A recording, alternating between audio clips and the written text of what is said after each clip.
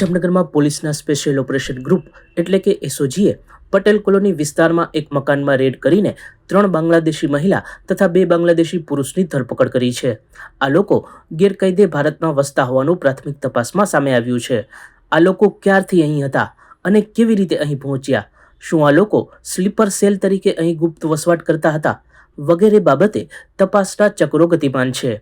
ઉલ્લેખનીય છે કે સ્લીપર સેલ એટલે આતંકવાદી સંગઠનો કે દુશ્મન દેશના એવા લોકોનો સમૂહ કે જે વિરોધી દેશ કે પ્રદેશમાં સામાન્ય માણસની જેમ વસવાટ કરી ત્યાંની પરિસ્થિતિઓની રેકી કરી જાસૂસી જેવું કાર્ય કરી આતંકવાદી પ્રવૃત્તિઓમાં મદદગાર થતા હોય છે.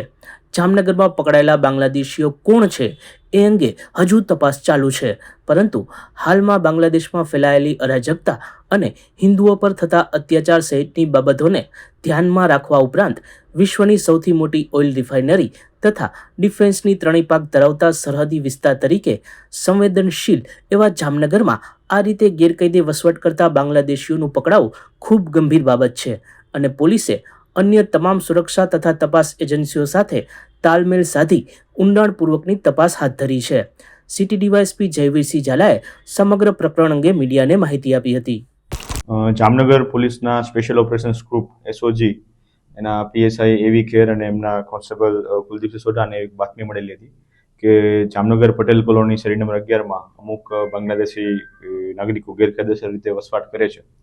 આ બાતમીના આધારે જામનગર એસઓજી દ્વારા ત્યાં રેડ કરવામાં આવેલી હતી અને આ રેડના પરિણામે ત્યાં કુલ 5 વ્યક્તિ, જેમાં 2 પુરુષ ને 3 મહિલા, એમ મળીને કુલ 5 બાંગ્લાદેશી નાગરિકો કે જેમનો કોઈ પાસે કોઈ આધાર પુરાવામાં કોઈ પાસપોર્ટ કે વિઝા કે કોઈ ભારત સરકારની કોઈ પૂર્વ મંજૂરી ના હોય તો એ રીતે ભારત દેશમાં કોઈ પણ કારણસર ગેરકાયદેસર પ્રવેશ કરી મળી આવેલા છે. આ 5 વ્યક્તિઓને હાલ ડિટેન કરી અને આગળની કાર્યવાહી હાલ ચાલુમાં છે અને આગળની કાર્યવાહી જામનગર પોલીસ અને એસઓજી અને સિટી પોલીસ સ્ટેશન દ્વારા કરવામાં આવી રહી છે. જે એ બાબતની હાલ તપાસ ચાલુ છે કે એમની પાસે મળેલા જે કોઈ પણ ઓળખ કાર્ડો છે અલગ અલગ પ્રકારના, એ ક્યાંથી મેળવવામાં આવેલા છે, કેવી રીતે મેળવેલા છે અને કેટલા પ્રકારના તમામ પાસે બીજા અન્ય આધાર કાર્ડ સિવાયના પણ બીજા કોઈ આપણી પાસે આઈડેન્ટિટી પ્રૂફ છે તો એ કેવી રીતે મેળવવામાં આવે છે એની તપાસ ચાલુ છે. ક્યાંથી આવ્યા હતા, કેવી રીતે આવ્યા હતા, કેટલા સમયથી અહીંયા હતા? ના, એ બાબતની જે આશરે છેલ્લા 10 થી 15 દિવસથી અમુક જેમાંથી હતો વ્યક્તિ એ આવેલો હોય એ બાબતની પ્રાથમિક બાતમી હતી, પરંતુ ખરેખર તે લોકો કેટલા સમયથી ગુજરાતમાં અથવા તો જામનગરમાં કેટલા સમયથી છે, ગુજરાતમાં કેટલા સમયથી છે, અને ઇન્ડિયામાં ક્યારે ઘૂસણખોરી થયેલી છે એ બાબતની તપાસ ચાલુમાં છે. ના, હાલ એ બાબતની તપાસ ચાલુ છે, પરંતુ જે આ 5 વ્યક્તિઓ છે એમના નામ છે Shahbuddin Mohammad Gaus Shaikh, Mohammad Arif Mujibur Shaikh, Jamila Begum wife of Anardi Shaikh, Nazma Begum daughter of Abdul Hakim Howlader, Murshida Begum wife of Mohammad Arif Mujibur Shaikh. આ 5 વ્યક્તિઓ હાલ ડિટેન કરવામાં આવેલા છે અને આગળની કાર્યવાહી છે. ના, હાલ એ પ્રકારની કોઈ માહિતી મળેલી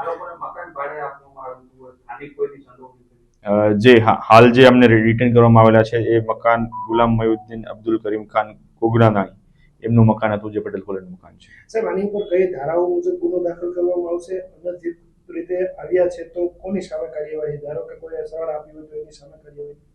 જે પણ આગળની પ્રક્રિયા છે એ પ્રાથમિક તપાસના અંતે કરવામાં આવશે કે એ એમની પાસે કેવા કારણોસર ક્યારે એમને પ્રવેશ ઇન્ડિયામાં કરેલો છે, ત્યારબાદ કોણે કોણે એમને શરણ આપેલી છે, કોણે એમની મદદ કરેલી છે, મદદગારીમાં કોણ કોણ લોકો છે, અને અથવા તો બીજું કોઈ ગુનાહિત પ્રવૃત્તિ એમણે કરેલી છે કે કેમ, તે તમામ બાબતોને ધ્યાનમાં રાખીને હવે પછી એમનો ગુનો દાખલ કરવાની આગળની કાર્યવાહી કરવામાં આવશે. હાલ એ પ્રકારે કોઈ બાતમી મળેલી નથી. સચોટ સમાચારો સૌથી ઝડપી મેળવવા માટે અમારી ચેનલને સબસ્ક્રાઇબ કરો.